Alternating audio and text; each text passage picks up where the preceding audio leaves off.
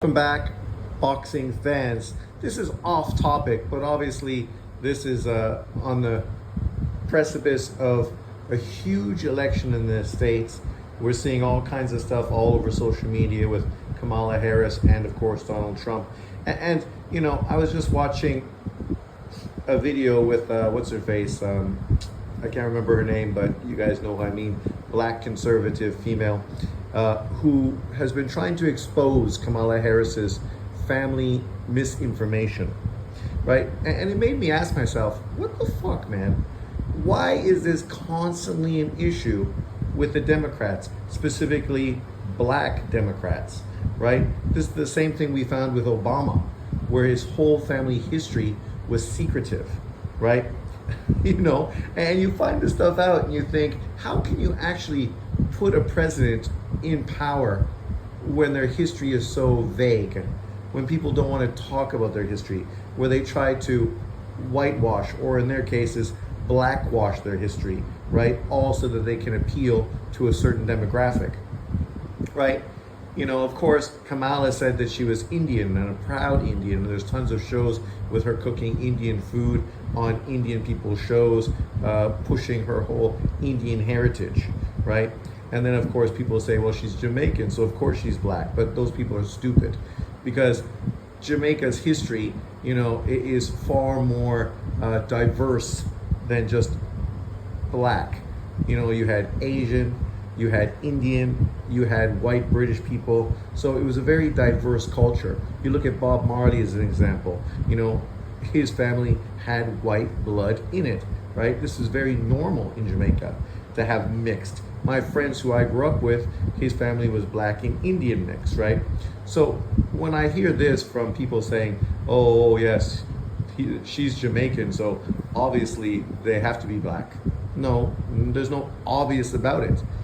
Being Jamaican does not mean you're black, right? I saw another person, this white Jamaican, you guys might have seen him on social media, who needs to defend himself constantly. And I saw him on a British talk show with a bunch of black British people, none of whom obviously are Jamaican, who are questioning his blackness and his right to call himself Jamaican, because he's not black. Yet, what does him not being black have to do with being Jamaican, right? Like, it's like say, oh, you can't be Canadian because you're not white with British ancestry. People would say I was a racist, ignorant, and plain stupid for pushing that kind of narrative. And this is the same thing. Like, obviously, Jamaica is a very diverse country, with great food, great music, and great history. So, ethnicity and color are not a specific thing to Jamaica, right? So, of course, this is what they push for Kamala Harris. Of course, with Obama, he grew up where? In Indonesia. Like, these people are American. Like, Schwarzenegger couldn't run for president because he was not born in America. But I question if Kamala Harris and Obama were even born in America, right? Kamala was probably born in Jamaica, and Obama was born in Indonesia, right? And there's nothing wrong with that. It just is what it is. You can still be an American citizen if your parents are American, even if you're born outside of the country. But nonetheless, this was a big topic of discussion. Obviously, Trump pushed this with Obama. People really glossed over and tried to make excuses for his family history, right? His father obviously not being on the scene. And then you get to Kamala Harris, and it's a similar situation. And the irony is, I think her father is still out there. You could do interviews with him. You could literally ask him the specifics. But of course they don't. Why don't they? Is that because they're afraid of the answers? Right? This is ridiculous. This is the woman that they're pushing to be president. All because, of course, the fact that Biden, whose fucking relationship with Russia and the Ukraine, was super dodgy as well. Yet it's Trump that's in collusion with Russia. Yet it was Biden who got money from Russian people, right? Just like he got money from the Ukraine. All this stuff was talked about as well. And of course, the media ducked, dodged, and ignored it, because, how can you accuse one person of doing all these despicable things when literally the person you're defending is blatantly corrupt? And I mean, Biden being a career politician, that tells you everything you need to know. It was like a joke I just saw yesterday. I was listening to Ronald Reagan, some of his best moments. And Reagan was it's interesting when you think about politicians now and then. Obviously, Trump is not a politician, so that's why he doesn't come off as glossy as he probably should be. But you listen to Reagan, who was an actor and became a career politician, governor of California, president of the United States, you know, big smile, great personality, a real storyteller, right? And you know, when you listen to him on the podium, you know, you can understand why people were gravitated towards him, because he was a big personality who could really attract the camera and the audience. And he was talking about a story of a politician and a priest who died in a car crash and went to heaven. And the priest, you know, what's his face? The guy at the gate, I can't remember his name, sorry. He directed the priest to his new place of living. And it was a small room with a bed and a table and a desk, right? And then, of course, the politician sitting there going, Jesus Christ, what kind of place am I going to have to live into? And so then, of course, they lead him to his place in this big, giant mansion with servants, a big, beautiful garden. And he's sitting there, he's like, whoa, I don't understand. How come our homes are so different? And what's his face? The guy at the gate says, oh, we've got so many priests, but you're the first politician we've ever got. Right? Meaning that, of course, most politicians go straight to hell. You know, they don't usually go to heaven. And so that was a funny story, obviously off topic a little bit.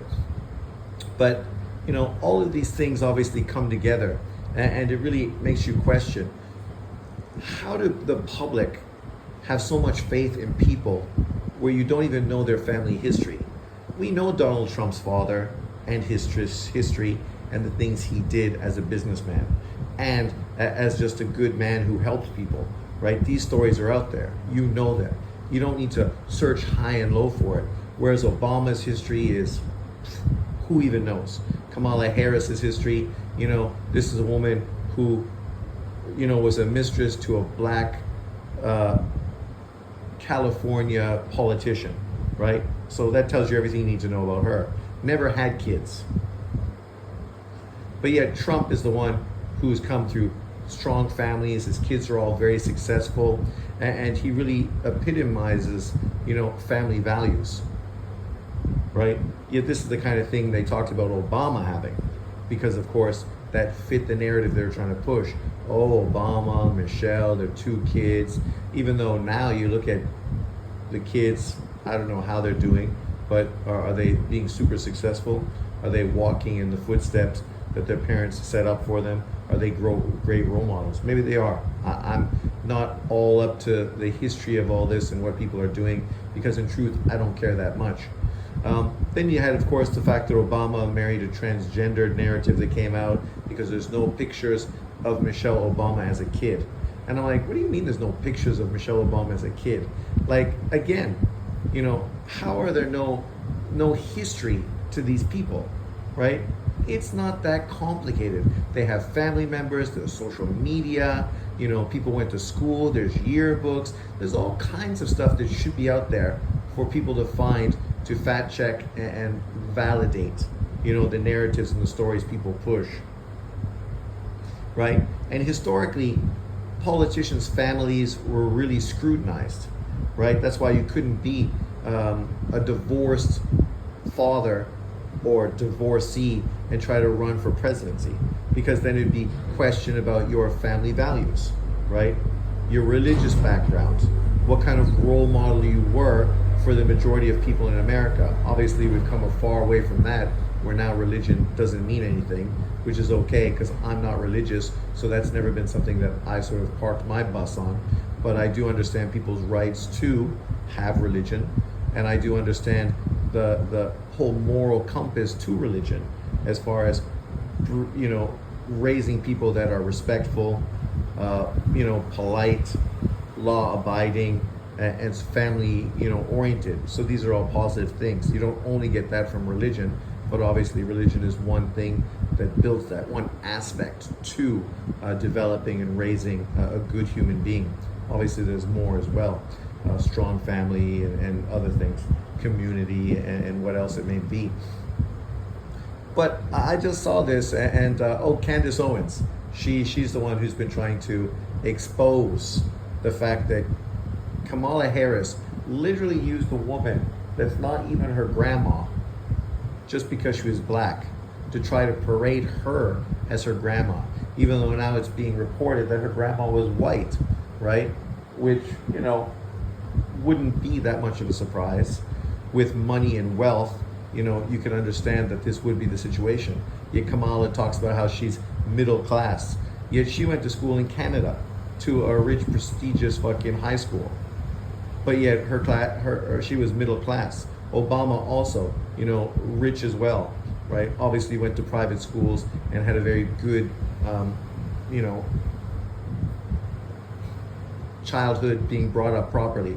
Yet he acts as if he's from the south side of Chicago and can literally relate to, the black community in Chicago. Yet that's not where he grew up. That has nothing to do with his experience. And to be a politician, of course, you need to be flexible and understanding. Obviously, most politicians come from wealthy families where they were well educated, and sometimes even politics ran in families. This is normal for most families, that you sort of are geared towards your family business, in a sense, whether it's being a doctor, a businessman, a politician, blue collar, or whatever it may be. I grew up in a blue collar family, so me going to university really sort of broke the mold. I was the first person from my family to go to university. Maybe the last. I don't even know if my brother went to university. Did he? He's my half brother, so he's quite a bit younger than me. So if I don't remember or have all the information, you can understand. But it makes you question who these people are. I mean, Trump gets all this negativity thrown towards him, but yet you can literally find out his history. But the biggest problem they have is his tax information. Yet any of these people with money, you'd be in an equal situation as far as taxes, because we know rich people don't pay taxes. I mean, that's not a shock or surprise to any middle class or low income person. We understand the rich have lawyers, accountants, financiers that help them build money, build their portfolio, and protect them from paying taxes, whether it's from volunteering money through giving money to people so you can have tax write-offs or whatever it may be. But it just makes you question and wonder what the general population is focused on, if they're so quick to believe everything they see through social media and old media. And I will say this again because it's more true now than it's ever been. One thing my grandfather always told me that really stuck with me was, don't believe anything you hear, and only believe half of what you see. And I think right now, as a voter in America, that's definitely the thing you should focus on the most. But let me know what you think about this whole topic. Obviously, I'm not so super conspiracy oriented. I know, most of these politicians are, dirtier than they are clean. But let me know what you think in the comment section below. As I said, this isn't about boxing, but it is a topic of discussion for America and Americans.